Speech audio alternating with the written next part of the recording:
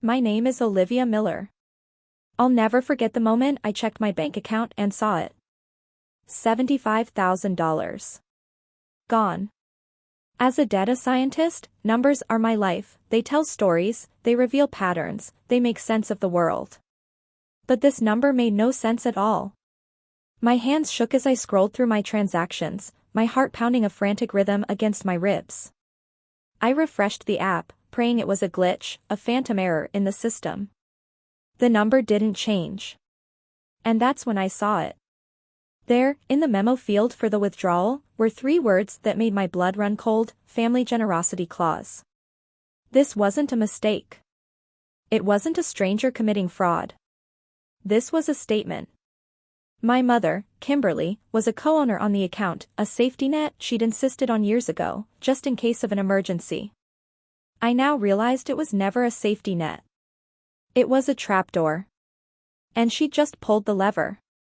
Have you ever trusted the wrong person with your deepest vulnerabilities? I drove to my parents' house in a daze, the familiar suburban streets blurring past my window. Their house, a sprawling 2-story monument to my mother's impeccable taste, was lit up like a movie premiere. Through the large picture window, I could see a party in full swing. My sister, Jessica, was posing for a selfie, a brand new designer handbag dangling from her arm. My father, Brian, stood by the fireplace, a new $1,000 watch gleaming on his wrist. And my mother was the center of it all, holding court in a new silk dress, surrounded by boxes. It was an unboxing party for her lifestyle blog, a live-streamed celebration of their latest haul. My haul. Funded by my life savings. I walked through the front door without knocking. The laughter died down as all eyes turned to me. Kimberly's smile was bright, blinding, and utterly shameless. "Olivia, darling." "Perfect timing," she chirped, gesturing to the mountain of luxury goods on the coffee table. "We're just showing my followers how generous you've been. Isn't she wonderful, everyone? My philanthropic daughter." I stared at the boxes, at their smiling faces, at the tangible proof of their betrayal. Every cell in my body wanted to scream, to shatter the crystal champagne glasses, to demand an explanation for how they could do this. But I didn't. Instead, I felt something shift inside me. The shock cooled, hardening into something cold and sharp and clear. I looked directly at my mother, my voice quiet but carrying across the suddenly silent room. "Consider it my last gift." The smile on her face faltered. I didn't wait for a response. I turned and walked out, my back straight, my mind already shifting from the emotional chaos of a daughter to the cold, calculated logic of a data scientist. They thought this was the end of a transaction. They had no idea it was the beginning of an audit. Back in my apartment, the sterile white walls felt like a sanctuary after the cloying, perfumed air of my parents' house. The shock had burned off, leaving behind the cold, clean burn of rage. But rage without direction is just noise. My rage needed a purpose. My rage needed data. I sat down at my desk, opened my laptop, and created a new spreadsheet. The blinking cursor on cell A1 felt like the start of a war. I began combing through 7 years of my financial life, my fingers flying across the keyboard. Every transaction, every statement, every email exchange. What had once looked like a daughter helping her family now came into sharp, horrifying focus. I started logging every withdrawal my mother had made, every transfer she'd initiated. The descriptions, once so reasonable, were now laughably transparent lies. $2,000 in March of 2017 for Jessica's tuition fees, though I knew her college was paid for by a scholarship. $5,000 in August of 2018 for a family medical emergency that I was never told about. $3,500 for a new roof, though I knew their homeowner's insurance had covered the entire cost. Each entry was a small cut, a single betrayal. But as I compiled them, a pattern emerged. It was systematic. A slow, steady siphoning of my life's work, disguised as love and obligation. The spreadsheet grew, line by line, column by column. The numbers told a story of manipulation so profound it was almost elegant in its cruelty. A vacation to Italy labeled business investment for mom's blog. Jessica's down payment on a luxury car logged as helping with transportation needs. Even my father's new golf clubs, a $2,000 expense, were hidden under home maintenance. I worked through the night, fueled by black coffee and a fury that felt bottomless. Memories surfaced with each transaction. The phone call where my mother had sounded so worried about the mortgage, a worry that had prompted me to send for $1,000 without a second thought. The tearful conversation about Jessica's dental work, an $8,000 problem that apparently only my money could solve. It was all a lie. A carefully constructed narrative designed to make me feel like the family savior, while they treated me like a personal ATM. By dawn, the spreadsheet was complete. I ran the final calculation, the sum of 7 years of deception.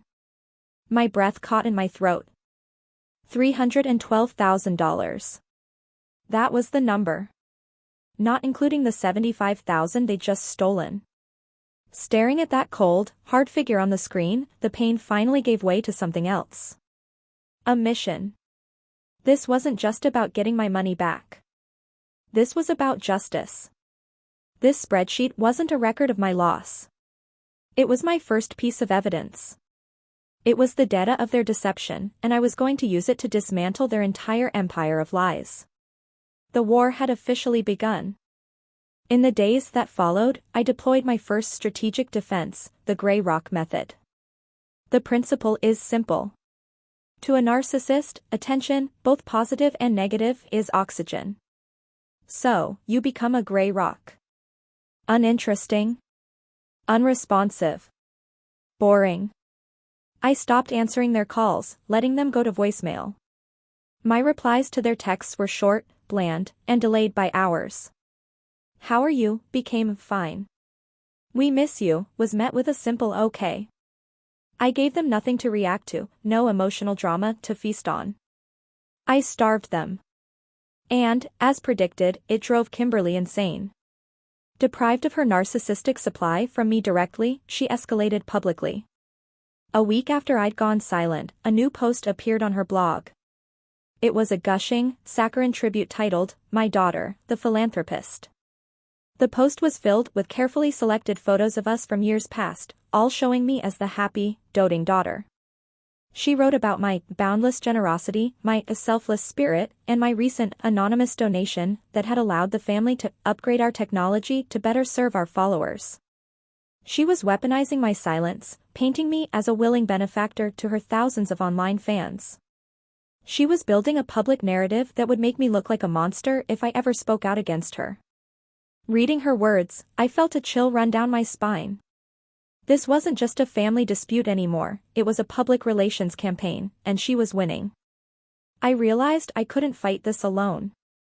I needed someone who understood the battlefield, someone who wasn't afraid of a fight. I needed a shark. I scrolled through my contacts and found her name, Samantha Reed. Sam had been my college roommate, a fiercely loyal friend who had gone on to become a tenacious corporate lawyer. She was the kind of person who saw contracts as combat and negotiations as warfare. We hadn't spoken in over a year, but I knew she was the only person I could trust with this. I dialed her number, my heart pounding. She answered on the second ring. "Olivia Miller," she said, her voice sharp and alert, even on a Saturday. "To what do I owe the pleasure?" I took a deep breath. "Sam, I need a lawyer." There was a pause on the other end. "That doesn't sound good." "What happened?" "My family happened," I said, and then I told her everything. The $75,000. The generosity clause. The spreadsheet totaling over $300,000. The blog post. I laid it all out, the cold, hard data of my betrayal. Sam listened without interrupting. When I finally finished, the silence on the line was heavy. "Okay," she said, her voice devoid of sympathy and full of something much better, steel. "They declared war, Olivia. It's time we sent in the entire army." The conflict had just escalated. It was no longer a family drama. It was a professional battle. We met at Samantha's office the next day. The space was all glass and steel, a reflection of Sam herself. She had my spreadsheet projected onto a massive screen, the numbers glowing like a declaration of war. What you're describing, she began, pacing in front of the screen, isn't just theft. It's a classic case of narcissistic abuse. They've been running a playbook on you for your entire life. She started breaking it down for me, giving me the vocabulary for the emotional chaos I'd lived in for decades. The constant praise when I complied, followed by criticism when I pushed back. Love bombing and devaluation. My mother's sudden, mysterious illnesses whenever I tried to move away or make a major life decision. Manufactured crises to maintain control. The way they rewrote history, insisting I'd agreed to things I never had. That was gaslighting. For the first time, I had a framework to understand the abuse. It wasn't random. It was a strategy. A playbook. And knowing the plays was the first step to beating them at their own game. This blog post, Sam said, pointing to a printout of my mother's article, is brilliant, in a sociopathic kind of way. She's inoculating herself, creating a public record of your generosity so that if you fight back, you look ungrateful and unstable. While I had been focused on the emotional betrayal, Sam was already launching a full legal assault. She hired a forensic accountant to verify my findings and a private investigator to dig into my family's entire financial history. For 2 weeks, I continued my gray rock strategy while Sam's team worked in the shadows. Then, she called me back to her office. Her expression was grim. "We found something," she said, sliding a thick file across the conference table. "Something much bigger than your savings account." The file contained property deeds, court petitions, and probate records dating back to my grandmother's death. Sam walked me through it, page by page. Years ago, shortly before my grandmother passed away, Kimberly had petitioned the court to have her declared mentally incompetent. She'd used her power of attorney to gain guardianship. Then, she sold my grandmother's house, the house my grandmother had explicitly left to me in her will. The house I'd been told was sold to pay for medical bills. She had pocketed the entire $450,000. My hands trembled as I stared at the forged signature on the deed transfer. This wasn't just emotional manipulation anymore. This wasn't just a family taking advantage of a daughter. This was a felony. This was financial elder abuse. The battle had just changed. My stolen savings were the inciting incident, but my grandmother's stolen legacy? That was the real crime. And we now had the proof. The war was no longer just personal.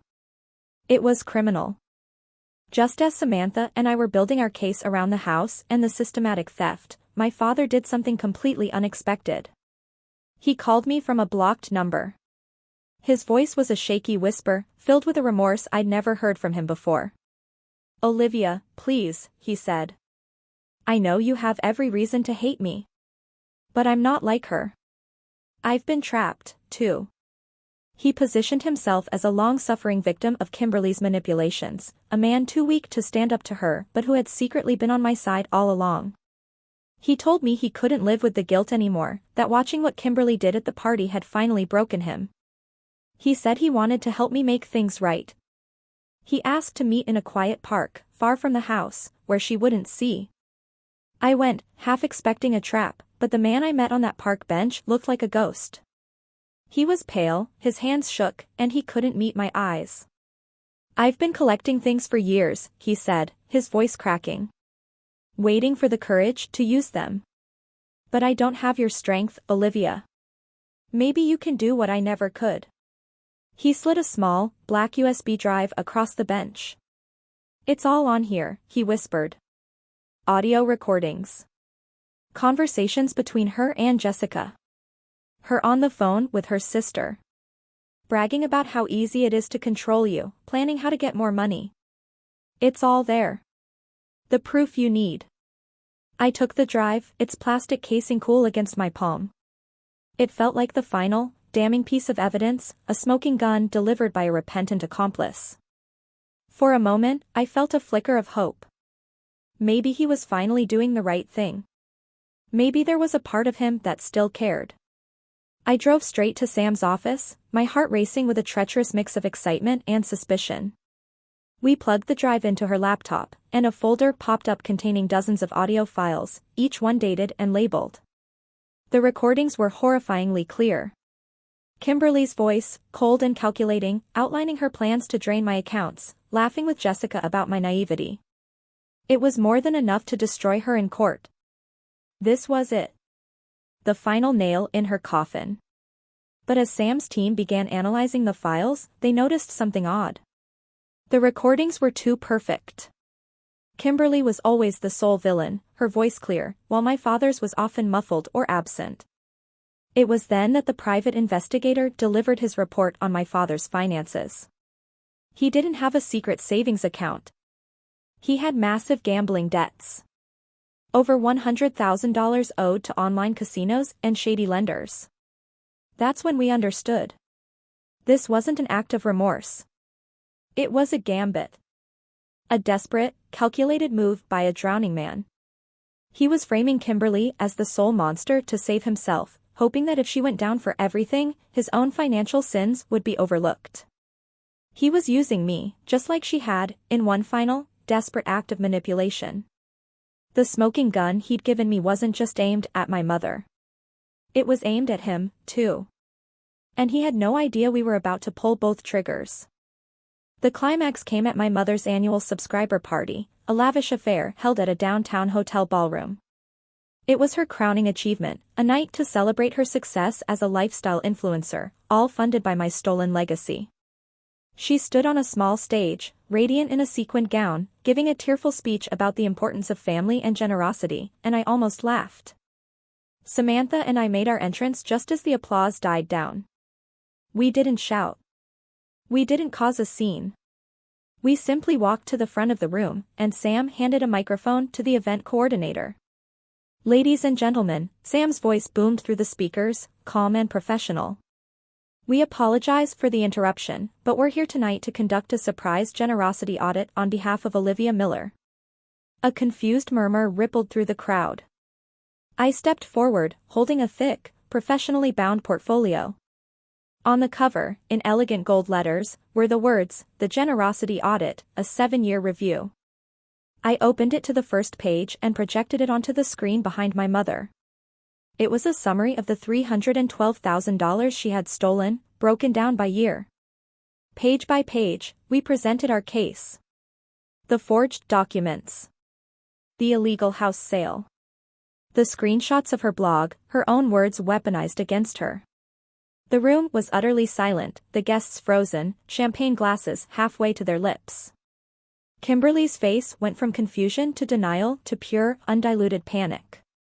"This is slander. These are lies," she shrieked, her carefully constructed composure shattering. "My daughter is unwell." That was Sam's cue. "On the contrary," she said, her voice cutting through the chaos. "Your daughter's evidence is so compelling, even your husband provided some." She pressed a button on her laptop, and my father's voice filled the ballroom, a recording from the USB drive. It was a call to his bookie, detailing his gambling losses and promising to pay them back with a big family bonus that was coming his way. The betrayal on my mother's face was absolute. She stared at my father, who was trying to shrink into the floral arrangements by the wall. The power flip was total. In that moment, in front of everyone she had worked so hard to impress, her entire world crumbled. In the aftermath, their ruin was swift and complete. The criminal investigation into the elder abuse led to charges. Faced with prison, my mother sold the house to pay back the $450,000 she'd stolen from my grandmother's estate. My father's gambling debts became public, and he was forced into bankruptcy. They lost everything. Their home, their reputation, their friends. 6 months later, with the money I'd recovered, I opened a non-profit. We help women identify and escape situations of financial abuse, giving them the tools and vocabulary I never had. My story, once a source of pain and shame, is now a tool for empowerment. I am finally at peace, my life's narrative reclaimed, my own generosity now given freely, on my own terms. The clause has been rewritten.